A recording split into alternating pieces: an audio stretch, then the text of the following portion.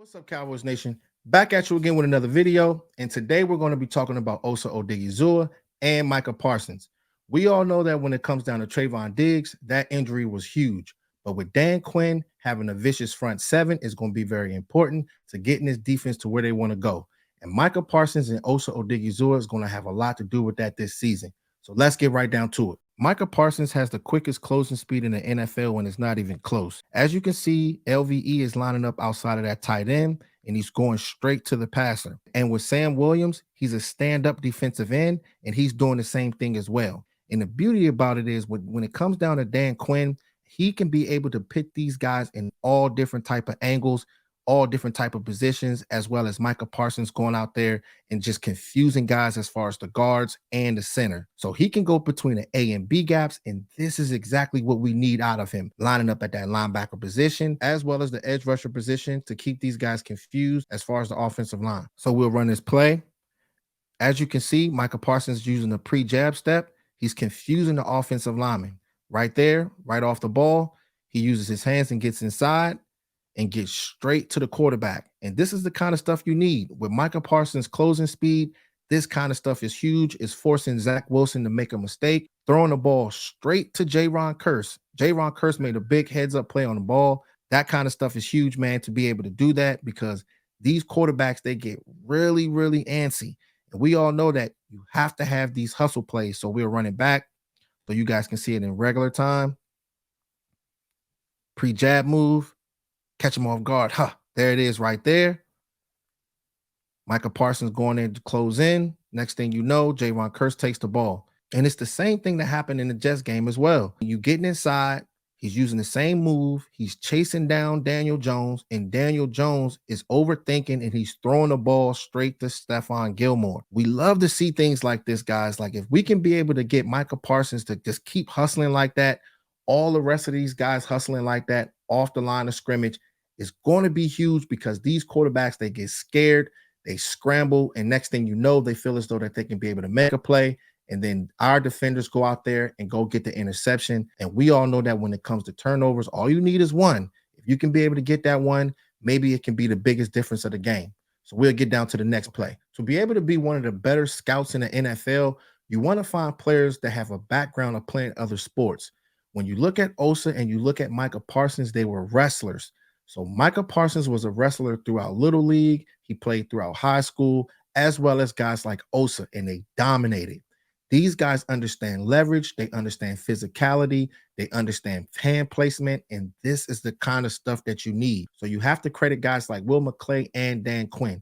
So we'll get down to this Osa run play. As you can see, Osa Odighizuwa is lined up over the center, and he's using a club move and a rip move to get past that center. The center didn't do bad, but like I said, Dan Quinn bringing guys in to have long arms, extending his arms to be able to get to the quarterback, because it looked like the center did a pretty good job, but just having those long arms, it shocked the quarterback, and Osa Odighizuwa was able to get the sack. It's huge, man. And you only get about 3 seconds to be able to celebrate. So hurry up and get your celebrate on. But it's good to see things like that, because you can be able to have interior pressure. If you're able to have that interior pressure, we all know that the defensive tackle is coming straight at you. So just having a guy that's like that in the interior, if you can be able to get pressure, it just makes everything easier for guys like Micah, for guys like DeMarcus Lawrence. And it's going to be good. I can't wait to see how that all plays out with the interior. But just being able to go out there and use your hands, understanding leverage, and doing little things like that, if he continues to keep doing that, I think that this guy is going to dominate this season. So we'll get down to the next play. When it comes down to inside moves, that is the most deadliest move when it comes down to being a pass rusher. We all know that when it comes down to these offensive tackles, they practice kick steps all day, day in and day out. See, the problem is a lot of these tackles out here, they know how to kick slide, they know how to shuffle, stab. But when it comes down to Micah Parsons, the technique things is very, very key. So this player right here, the leg work looks like it's there with his kick slide, but crossing your feet like he's crossing right now is not good at all. When it comes down to Micah, all he needs to do is an inside move. He swipes this guy. Next thing you know, half a second, this guy is getting to the quarterback and he is blowing him up.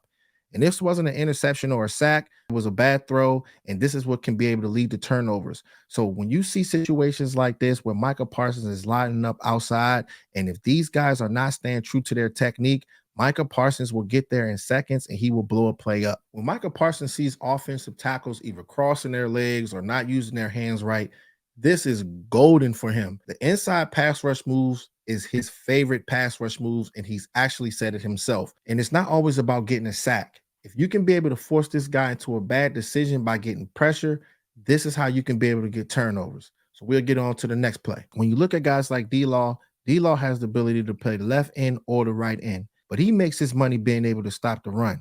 On this play, you see the defensive tackles, they're bunched to the right side with Micah Parsons. So when it comes down to guys like Jaron Kearse and LVE, they're going to be using those guys as a bluff blitz to try to confuse the offensive line, to make them believe that we're blitzing. Micah Parsons will be stunting inside, and he's going to confuse that center because that center is going to commit to D-Law. So the thing is with Dan Quinn, we love to see these kind of things, man, because they confuse these guys, not only guys in the division, but anybody in the AFC as well as the NFC. They just don't know what we're trying to do. So we're going to run this play. As you can see, the linebackers, they bluff blitz, they move out. Micah Parsons is moving inside. This center here is committing to DeMarcus Lawrence because he's confused. And Micah Parsons closes in. He does his line crawl. You all already know how he gets down. So it's good to see situations like this as well, just stunting throughout the game. I love to be able to break these stunts down, man, because just so you guys can just see the patterns of where these guys are trying to rush, what Dan Quinn is trying to do with these defensive tackles. This kind of stuff is going to get us to where we want to go. If Micah Parsons can continue to keep on stunting like this is how you can be able to be a defensive player of the year. So just seeing that, Dan Quinn bringing these guys in waves is going to be special. And I can't wait to see how that all plays out as far as the stunts. But we're going to get down to this final play. So when you see situations like this, you see that we're lined up on a defensive line with guys like Micah Parsons in the interior. You got guys like Osa Odighizuwa right over the guard just to be able to try to disrupt this guy. Need guys to be able to stop the run. Mozzie Smith, all those guys, Jonathan Hankins is big. So we'll run this play. Osa Odighizuwa is using his hands, and he's been double team blocked, but he still fights through those blocks. And like I said, Dan Quinn with those arms, you see those long arms. This is why he scouts guys like this to be able to stop the run, to go out there and make a difference. Using his hands, ripping right through the guard and the tackle, and going out there and driving and making a play. So this is going to be special with guys like Osa Odighizuwa. You got guys like Micah Parsons. When you look at guys like Dan Quinn when he coached for Seattle, guys like Richard Sherman and Brandon Browner, they were not running a 4-3 or 4-4. They were not the most athletic corners, but it all came down to their front seven. When you lose a guy like Trevon Diggs, and when you draft a guy like Deron Bland, who has the ability to play in the inside as well as the outside, I think it will be good because the front seven will be able to get there fast, blow off timing, and these cornerbacks do not have to cover long. So I think that this defense is going to still roll. But I did want to come in here and break down Osa Odighizuwa, and we're definitely going to have more breakdowns. I'm excited, guys. I can't wait to see what these guys do against the Cardinals. I think that these guys can be able to roll, but they got to lock in and focus. We'll see how it all plays out.